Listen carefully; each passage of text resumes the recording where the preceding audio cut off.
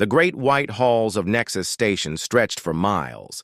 Inside these halls, the most powerful beings in the galaxy sat around a massive table. For 3 months, they had been talking about peace. But the talks were not going well. Ambassador Hyuk-jin sat at the human side of the table. He was a tall man with gray hair and calm eyes. He had been talking to aliens for most of his life. Today, he looked tired. Very tired. Across from him sat the alien leaders. There was Counselor Vextar from the Saurian Empire. His green scales caught the light as he moved. His yellow eyes never blinked. Next to him was Admiral Kael'thas from the Ethereal Collective. She looked like she was made of living crystal. When she spoke, her voice sounded like music, but her words were not beautiful. "Humans must leave," Admiral Kael'thas said for the 100th time. "You have taken too many worlds. You have gone too far." The aliens called themselves the Hegemony Alliance. 12 different species worked together. They had ruled the galaxy for thousands of years. They had the best ships. They had the strongest weapons. They had the most advanced technology. Humans were new to space. They had only been traveling between stars for 200 years. In that time, they had built homes on 47 different worlds. These worlds were far from Earth, in a part of space called the Outer Rim. "We built those homes with our own hands," Hyuk-jin said quietly. "We cleared the land. We planted the crops. We raised our children there. These are our worlds now." The alien called Torgon slammed his massive fist on the table. He was from the Brutok clans. His people were 8 feet tall and covered in thick fur. "You took worlds that were not yours to take," he growled.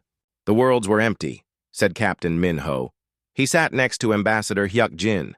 Minho was young for a captain, but he had fought in many battles. No one lived there. No one wanted them. "That does not matter," hissed Counselor Vextar. "The galaxy has rules. Old rules. Rules that keep peace." Admiral Kael'thas nodded. Her crystal body made soft chiming sounds. "Humans do not understand these rules. You are too young, too wild. You fight too much. You take too much." "We only fight when attacked," Minho said. His hand moved toward his weapon, but Hyuk-jin touched his arm. The captain stopped. "Your people are dangerous," said Nethara from the void speakers. She was tall and thin with skin like black metal. "You grow too fast. You build too much. Soon you will want more worlds. Then more. Where does it end?" Hyuk-jin stood up slowly. All eyes turned to him. In the 3 months of talks, he had never raised his voice. He had never lost his calm. Even now, he spoke softly. "It ends when our people have safe homes," he said.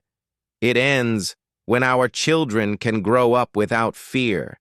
It ends when we can live in peace." "Peace?" laughed Admiral Kael'thas.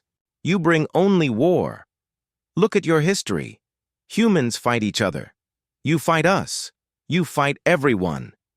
"We fight to protect what we love," Hyuk-jin said.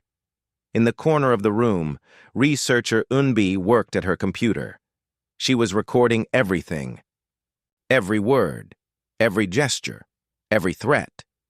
Her job was to watch and listen. What she heard today would change everything. The alien leaders talked among themselves in their own languages. Clicks and hisses and strange musical notes filled the air. Finally, Admiral Kael'thas stood up. "The Hegemony Alliance has made its decision," she said. "Humans have 72 hours to begin leaving the Outer Rim worlds. All military ships must return to Earth's solar system. All weapons must be surrendered. And if we refuse," asked Captain Minho, "then we will remove you by force," said Counselor Vextar. His voice was cold as ice. "Your species lacks the wisdom for expansion. You will learn your place." The other aliens nodded. Some looked sad, others looked eager. All looked certain. Hyuk-jin looked at each alien face around the table. These beings had lived for centuries, some for thousands of years. They had seen empires rise and fall. They thought humans were just another young species that needed to be taught a lesson. "We respectfully decline," Hyuk-jin said. The room went silent. Even the air seemed to stop moving. "You decline?" asked Admiral Kael'thas. "Do you understand what you are saying? We have 12 fleets, thousands of ships, millions of soldiers. You have what? A few hundred ships? A few thousand fighters?" "We have something you do not understand," said Hyuk-jin. "What is that?" laughed Torgon. "We have homes worth dying for." The aliens looked at each other. In their long lives, they had conquered many species. Most gave up quickly when faced with superior force. Smart species knew when they were beaten. "You are outnumbered 200 to 1, said Nethera. "Numbers are not everything," said Captain Minho. "Technology is everything," said Admiral Kael'thas. "Our shields cannot be broken. Our weapons cannot be stopped. Our ships are faster than light itself." "Then you should win easily," said Hyuk-jin. Something in his voice made the aliens pause. There was no fear there, no doubt, only quiet certainty. As the human delegation prepared to leave, researcher Yunbi's computer beeped softly. She had intercepted a hegemony transmission. Her face went pale as she read it. The message talked about acceptable losses among human civilians. It discussed which human cities to target first. It calculated how many humans would need to die to make the others surrender. Yunbi showed the message to Hyuk-jin. For the first time in 3 months, the ambassador's calm face changed. His eyes grew hard. "They never planned to let us keep our homes," he said quietly. "No," said Yunbi. "This was never about territory. It was about showing the galaxy that humans can be broken." Captain Minho read the message. His jaw tightened. "They want to make an example of us." Hyuk-jin nodded. "Then we will make an example of them instead." As they walked toward their ship, the aliens watched them go. The humans looked so small, so weak, so doomed. Admiral Kael'thas turned to Counselor Vextar. "How long do you think they will last?" "A few days," the Saurian replied. "Maybe a week if they are stubborn." They had no idea what was coming. They thought they knew humans. They thought they understood what these small, short-lived creatures could do. They were about to learn how wrong they were. The galaxy was about to discover that humans had been preparing for this day since they first looked up at the stars. And they had prepared. Very well indeed. The peace talks were over. The real conversation was about to begin. The message traveled faster than light itself.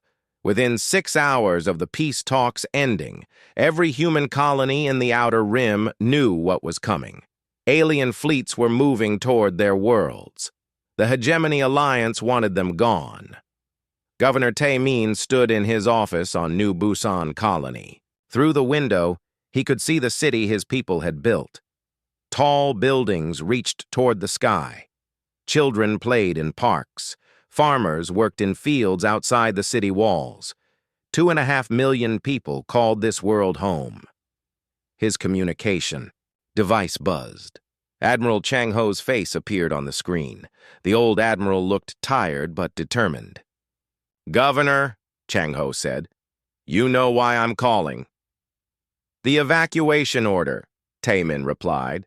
"I received it an hour ago. The transport ships are ready.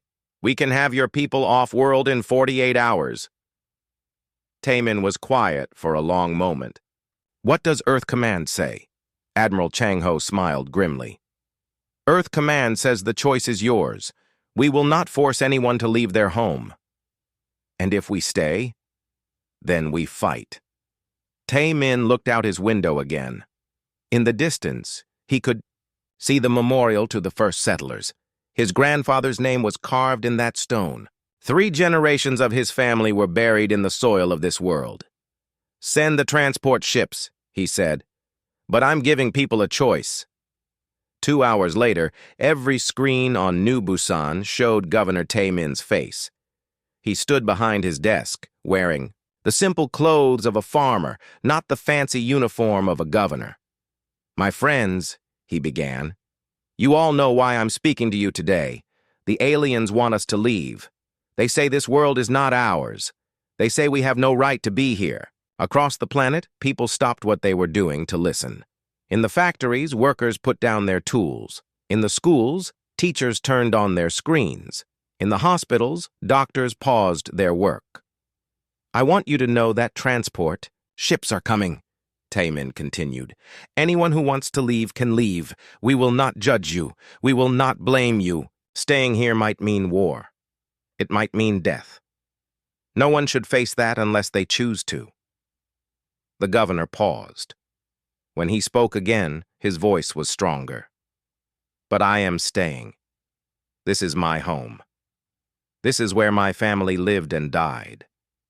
This is where I want to live and die. If the aliens want this world, they will have to take it from my cold, dead hands." Similar scenes played out across all 47 human colonies. On Sejong Station, director Hye Jin told her 2 million miners the same thing. On New Seoul, Mayor Dong-woo spoke to families who had been there for 5 generations. On the farming world of Jeju 7, Administrator So Young addressed colonists who had turned a desert into a garden. Every leader gave their people the same choice: leave and live, or stay and fight. The alien fleets watched and waited. They expected to see massive evacuation ships fleeing toward Earth. They had sensors that could detect every ship movement. They were ready to count how many humans ran away. Instead, they saw something that confused them completely. On New Busan, only 50,000 people chose to leave. Out of 2.5 million, only 50,000. That was barely 2%. The same thing happened on every world. A few families left. Some elderly people, some young parents with babies. But the vast majority stayed. Fleet Admiral Korveth of the Hive Collective called an emergency meeting. His insect-like face showed confusion as he spoke to the other alien. "Commanders." "This makes no sense," he buzzed. "Primitive species always run when faced with superior force. It is basic survival instinct." Admiral Kael'thas of the Ethereal Collective agreed. "Perhaps they do not understand the situation. Perhaps we should explain it more clearly." "I will send another message," said Counselor Vextar. The message was simple and direct. The Saurian Empire's most powerful ship, the Dreadnought, moved to New Busan. It was a ship the size of a city, armed with weapons that could crack a planet in half. The message came from Counselor Vextar himself. "Humans of New Busan, you have 24 hours to evacuate. After that, we will begin bombardment. This is your final warning." Governor Taemin's reply was broadcast across the galaxy. "We received your message. Our answer remains the same. This is our home. Come and take it." The aliens could not understand. Why would humans choose certain death over evacuation? It went against everything they knew about intelligent life. What the aliens did not see was the other activity happening in human space. While the evacuation ships carried away the few who chose to leave, other ships were moving in the opposite direction. Captain Boram commanded the stealth ship Silent Thunder. Her vessel was painted black and covered with technology that made it nearly invisible. She had been traveling for 3 days toward a star system deep in Saurian space. "Cargo secure?" she asked her engineer. "Secure and armed," came the reply. "Though I still don't understand what we're carrying. The ship's manifest listed their cargo as geological samples." That was technically true. But these samples were very special. They contained enough antimatter to turn a star into a supernova. Boram was not the only captain on such a mission. Across the galaxy, Dozens of human ships moved through empty space. They used routes that no alien empire watched. They carried cargo that could change the balance of power forever. Captain Jae-hyun piloted the merchant vessel Prosperity through ethereal space. To alien sensors, he looked like a simple trader, carrying grain and manufactured goods. His real cargo was hidden in a secret compartment. Captain Yoon Seo flew her research ship through Hive Collective territory. Her ship broadcast scientific data about star formation. The data was real, but it hid her true purpose. All across the galaxy, human ships moved like ghosts. They had been planning these missions for years. While the aliens watched human colony worlds, they ignored the quiet movement of human vessels through their own space. Back on Earth, Admiral Chang Ho stood in the command center. Screens showed the positions of alien fleets surrounding human colonies. Other screens showed the secret human ships moving toward their targets. "Status report," he said. "All teams are in position," replied his aide. "Operation Starfall is ready to begin." "And the alien fleets?" "Still waiting for the evacuation deadline. They seem confused by our people's refusal to leave." Admiral Chang Ho nodded. The aliens thought they understood human psychology. They believed that fear would make humans run. They had never faced a species that valued their homes more than their lives. On the colony worlds, humans prepared for siege. They moved supplies underground. They built shelters for their children. They cleaned their weapons and said their prayers. Governor Tae-min walked through the streets of his city. People waved to him. Children ran up to shake his hand. These people were not afraid.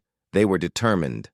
"Governor," called out an old woman, "my grandson wants to join the militia. He's only 16. "Tell him to wait 2 years, Tae-min said, gently. "We need our young people to live through this.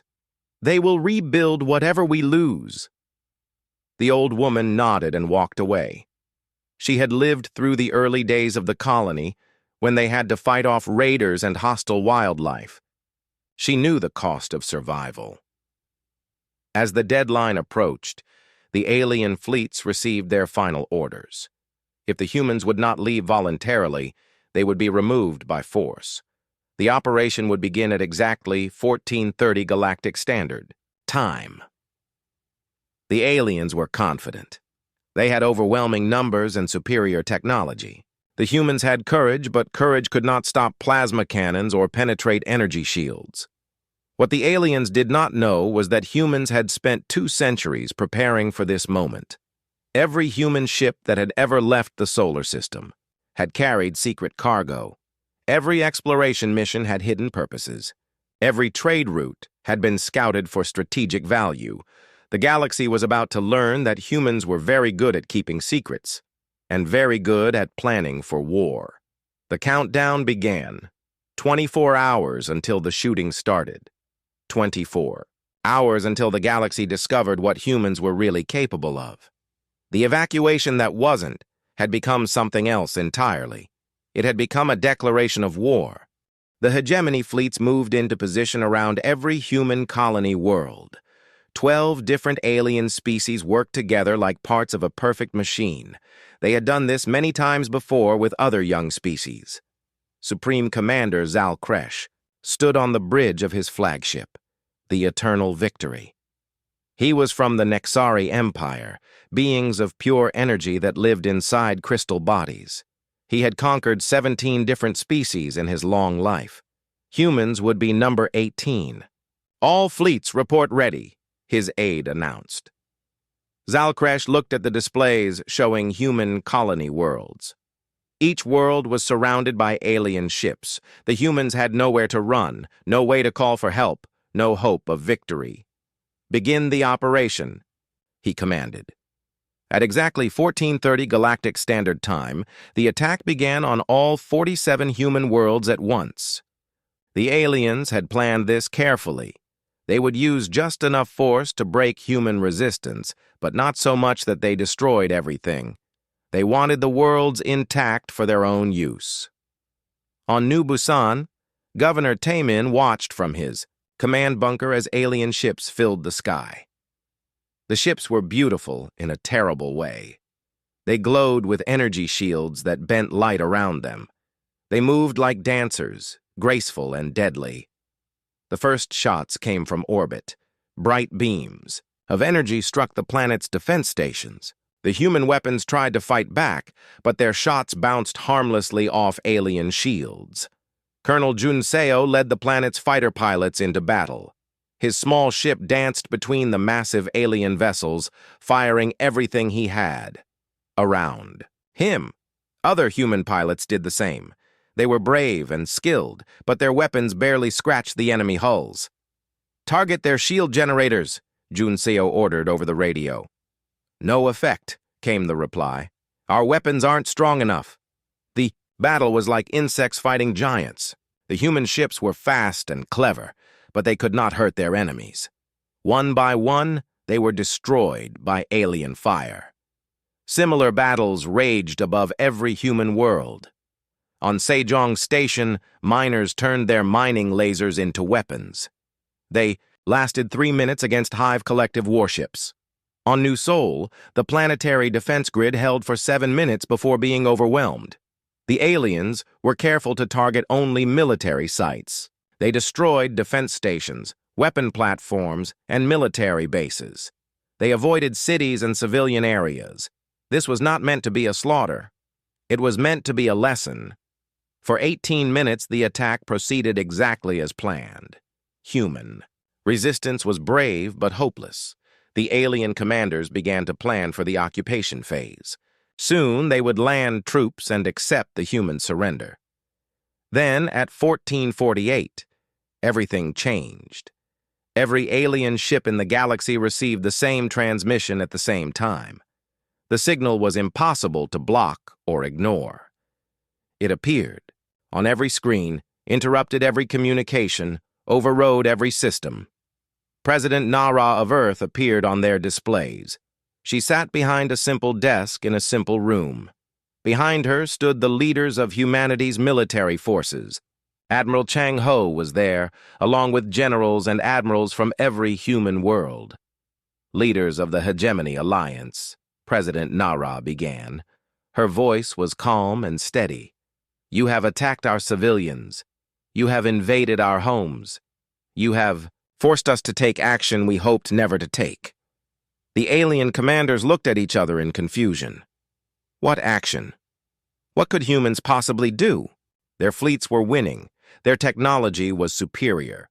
The humans were beaten. President Nara continued speaking.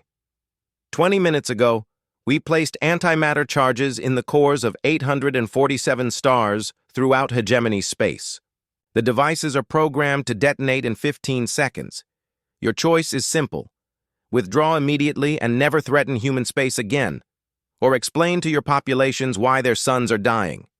The transmission ended. Across the galaxy, alien commanders stared at blank screens in shock. Antimatter charges in stellar cores? It was impossible. Humans didn't have that technology. They didn't have access to hegemony space. They couldn't have... 14 seconds later, 3 stars in Saurian space flickered and went dark. The effect was immediate and devastating. Not because of the physical damage, though the loss of 3 solar systems was terrible. The devastating part was the psychological impact. Supreme Commander Zal Kresh stared at his sensor displays. 3 Saurian stars had just died, gone, turned into expanding clouds of gas and radiation. The planets around those stars had been vaporized instantly. Billions of Saurian civilians had died in the blink of an eye. "Confirm the readings," he ordered. "Confirmed, sir. 3 Saurian systems are gone. Complete stellar collapse in each case."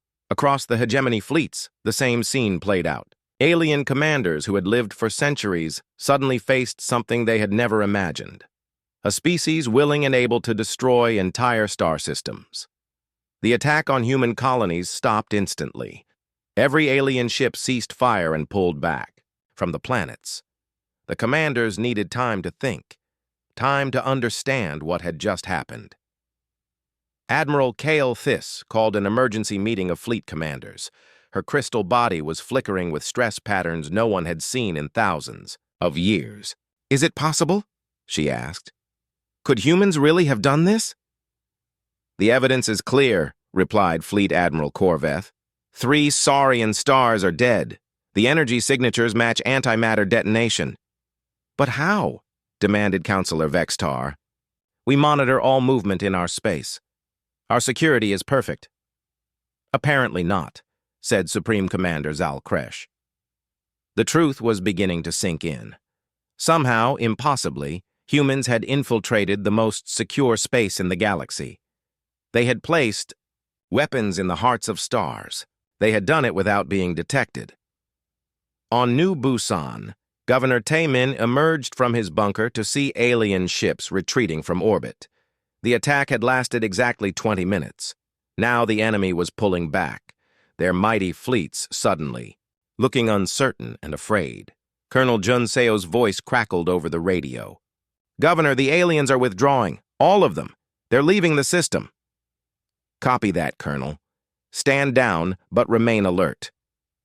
Across all 47 human worlds, the same thing was happening.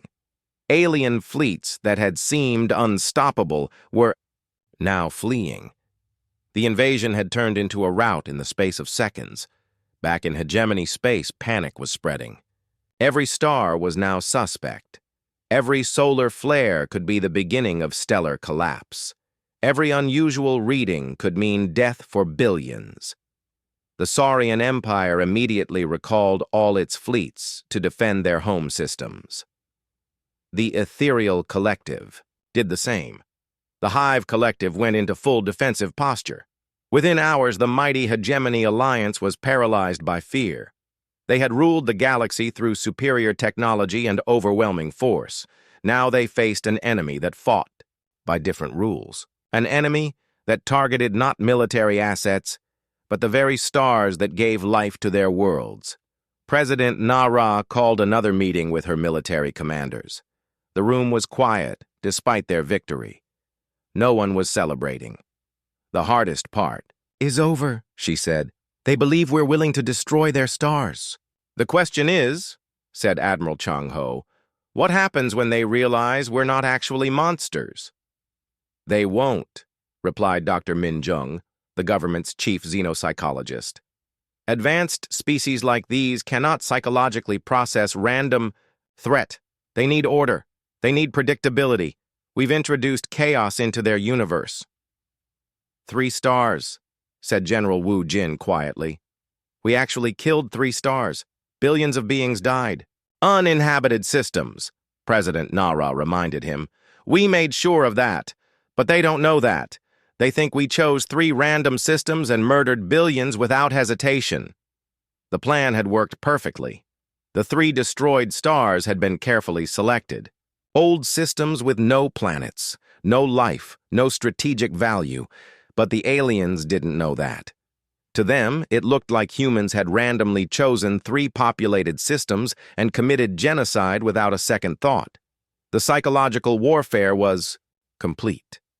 The galaxy's greatest military alliance had been defeated not by superior weapons, but by superior planning and the willingness to be seen as monsters. The 20-minute war was over. Humanity had won. But the victory came with a price. The galaxy would never look at humans the same way again. They would be feared, respected, avoided. But never again would they be dismissed as primitive and weak. The age of human expansion could now continue, under the protection of the galaxy's terror. The emergency session of the Galactic Council had never seen such chaos.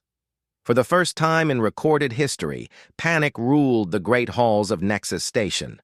Representatives from every major species shouted at once. Some demanded answers. Others demanded revenge. All demanded to know how this could have happened. Counselor Ithmael of the Luminari spoke first. His energy body flickered between colors as stress overwhelmed his usual calm. 3 Saurian systems are gone. Completely destroyed. How did primitives penetrate our most secure space? They are not primitives, said Admiral Kael'thas. Her crystal form was dark with grief. We underestimated them, badly. Fleet Admiral Corveth's insect head clicked nervously. My scouts report human ships leaving hive space. Ships we never detected entering. How long have they been watching us? The questions hung in the air like poison gas. Every species was now afraid. If humans could destroy Saurian stars, whose systems were next? How many human agents were hiding in their space right now? The council chamber fell silent when Admiral Chang Ho appeared via hologram. The old human stood at attention, his uniform neat and clean. He looked like a grandfather, not a monster capable of stellar genocide. Honored representatives, he began formally. You have requested an explanation. I am here to provide one. How? Demanded Councillor Vex Star. How did you penetrate our defenses? How did you place weapons in our stars? Admiral Chang Ho smiled sadly. With great difficulty and careful planning. For 2 centuries, while you watched our expansion, you ignored our exploration. We have visited 12,000 star systems. We have mapped every trade route, every strategic position, every population center. We know where you live. The revelation hit the council like a physical blow. 12,000 systems? That was more than most species visited in a millennium. How had humans moved so far and so secretly? Impossible, said Neth Ara of the Void Speakers. We would have detected such movement. Would you? Asked Admiral Chang Ho. Captain Sora, please join us. Another hologram appeared. A young woman in a simple flight suit stood next to the Admiral. She looked like any civilian pilot, unremarkable and ordinary. Captain Sora commands the deep space vessel Wanderer's Dream, Admiral Chang Ho explained. For 15 years, she has operated in your space. Her ship appears on your sensors as a commercial freighter carrying grain and medical supplies. Captain Sora nodded politely to the assembled aliens. My ship has visited 47 Saurian systems, 32 ethereal worlds, and 58 hive collective stations. We always filed proper transit documents. We always paid our fees. We were always just another cargo ship.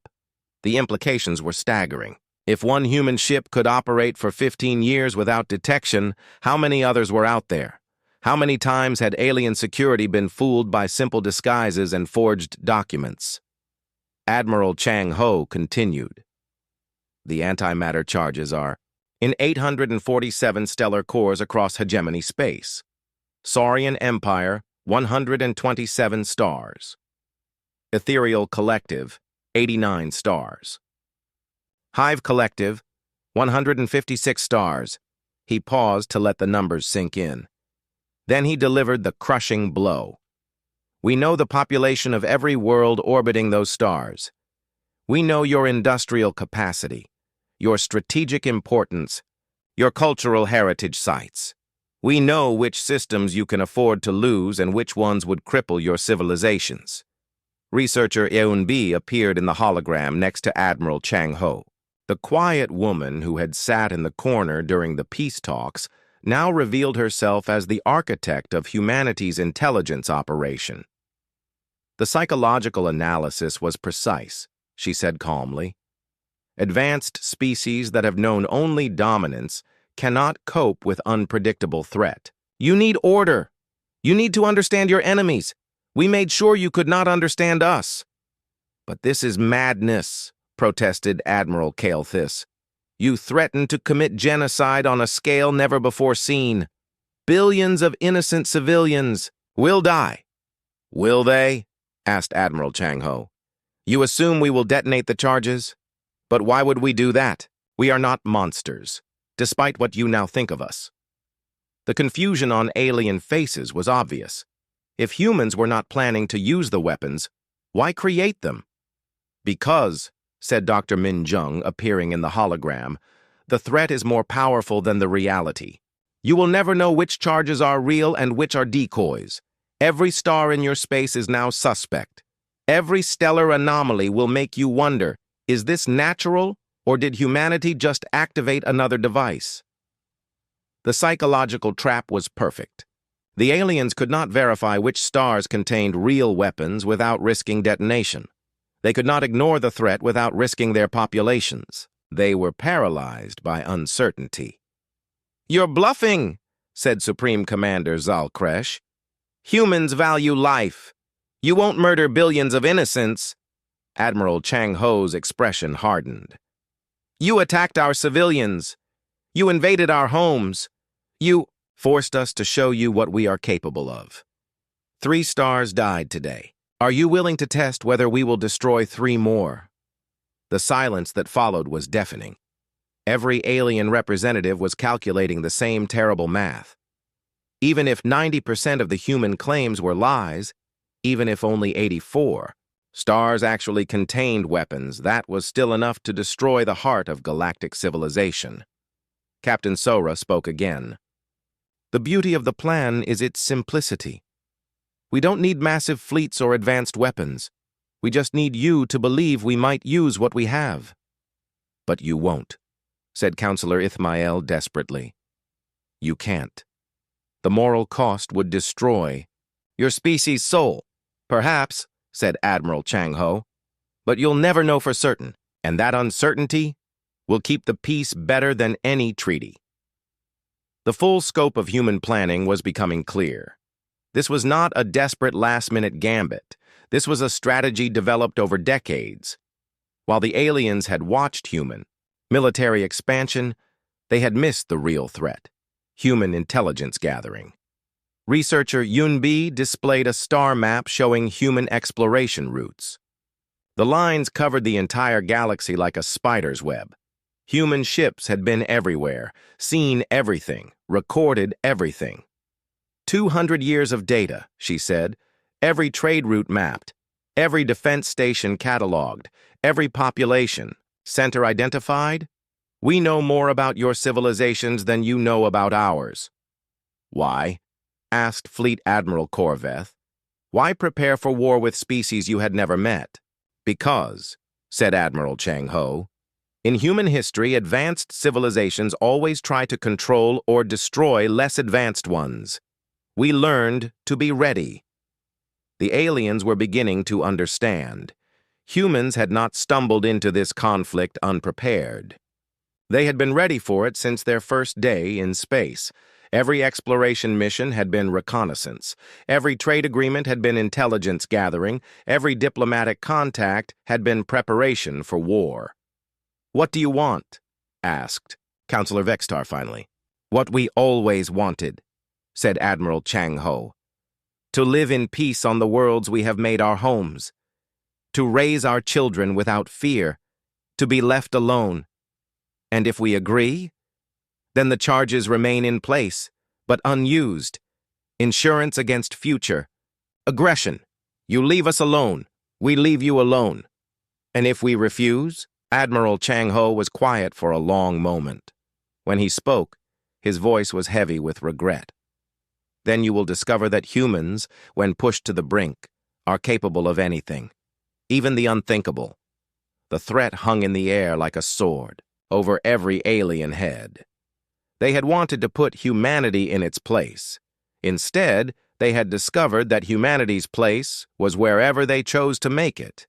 The galaxy's balance of power had shifted forever, not through superior technology or overwhelming force, but through careful planning and the willingness to be feared rather than loved. The aliens had taught humans that the universe was a dangerous place. Humans had learned the lesson well. Perhaps too well. The question now was whether the galaxy could survive the student surpassing the teacher. 6 months had passed since the 20-minute war, and the galaxy had become a very different place. The great halls of Nexus Station still hosted the Galactic Council, but the balance of power had shifted completely. Ambassador Hyuk Jin walked through corridors that once seemed designed to make humans feel small and weak. Now, alien representatives stepped aside as he passed. They nodded respectfully. Some even looked afraid. The human delegation had grown larger. Where once only 3 humans sat at the council table, now there were 12. Representatives from Every major human colony world had come to make sure their voices were heard. "The quarterly trade reports show interesting patterns," said Counselor Ithmael as the session began. His energy form flickered nervously as he spoke. "Commerce has decreased by 40% across hegemony space, but increased by 60% in human space," added Governor Tae-min, who now served as the representative from the Outer Rim colonies. The reason was simple. Fear had changed everything. The mighty Hegemony Alliance had dissolved within weeks of the stellar detonations. Member species had retreated to their core systems, afraid to venture too far from home. Admiral Kale Theiss no longer spoke with the authority she once commanded. Her crystal form seemed dimmer than before. "The ethereal collective has concerns about stellar monitoring.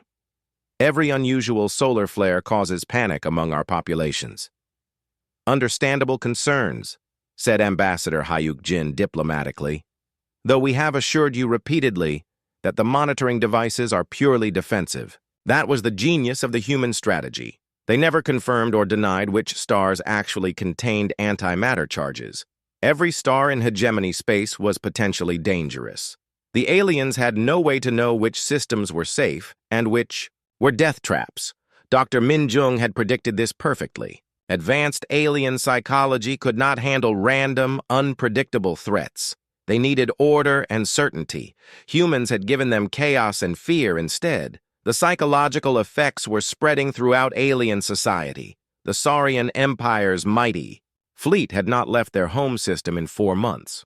The Hive Collective's expansion had stopped completely. Species that had ruled the galaxy for millennia now lived in constant fear of their own stars. Captain Jae Hyun docked his merchant ship Prosperity at a luminary trade station. The aliens who greeted him were polite, even deferential. They processed his cargo quickly and paid premium prices for human goods. "Why do you still travel so freely?" asked the luminary trade official. "Are you not afraid of the stellar mines?" Jae-hyun smiled. "We know where they are." It was a lie, but a useful one. Humans had become the only species willing to travel freely through infected space. They carried goods between systems that other species were too afraid to visit. Human merchants now commanded prices that would have been unthinkable before the war. The truth was known only to a handful of humans in Earth's highest government circles. President Nara sat in her private office with Admiral Chung Ho and Dr. Min Jung reviewing classified reports. "Total antimatter devices actually deployed?" asked the president. 12, replied Admiral Chung Ho. "All in uninhabited systems, all recoverable if needed.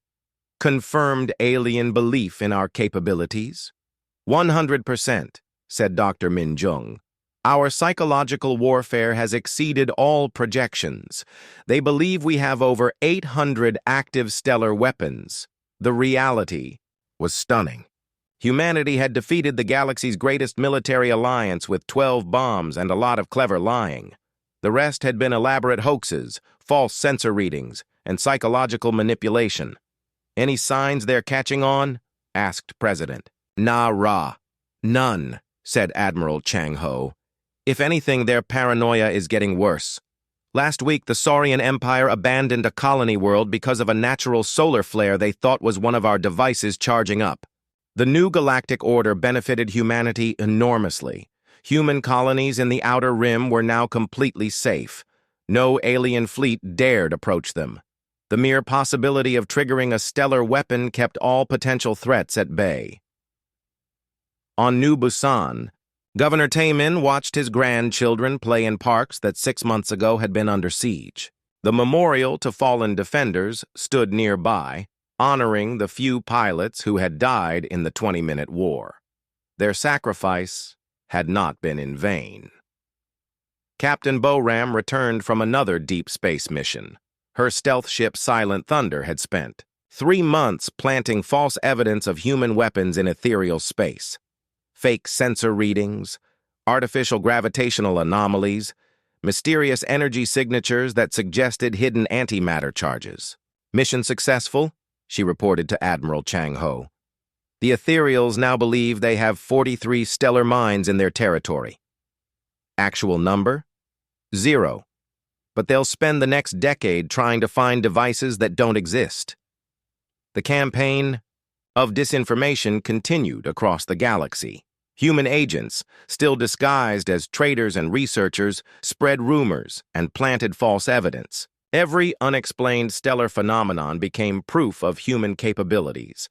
Every space anomaly was potentially a weapon waiting to activate. The aliens had become prisoners of their own imagination.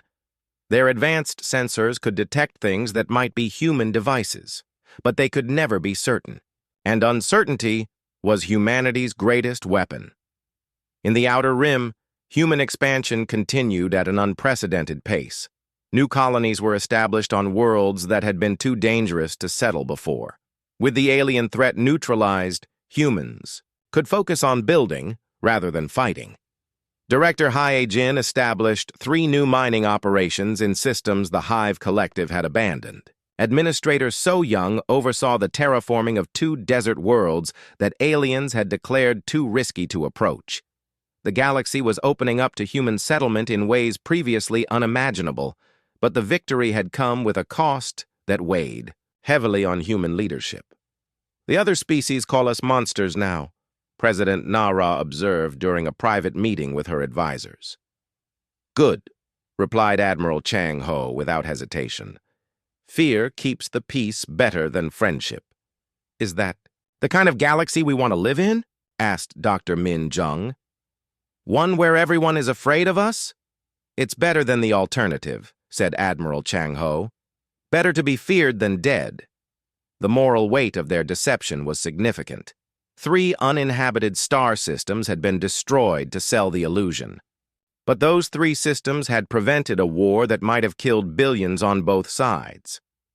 Researcher Yun Bi, now Earth's Director of Strategic Intelligence, published a classified analysis of the situation.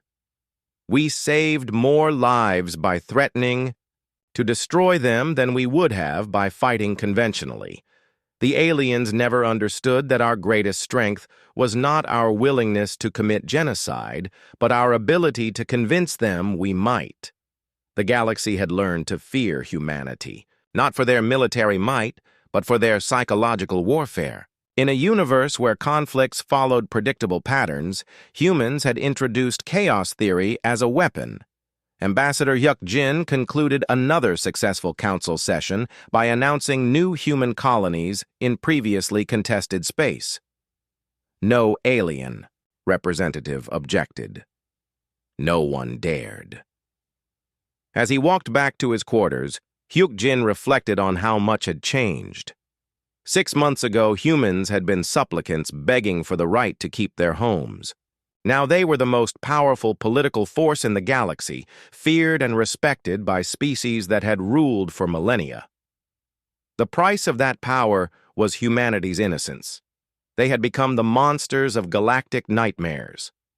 Parents across 100 worlds told their children stories about the humans who could make stars die. Poets wrote epic tragedies about the species that chose terror over honor. But in the human colonies, children played safely in parks their parents had built. Families lived without fear of alien invasion.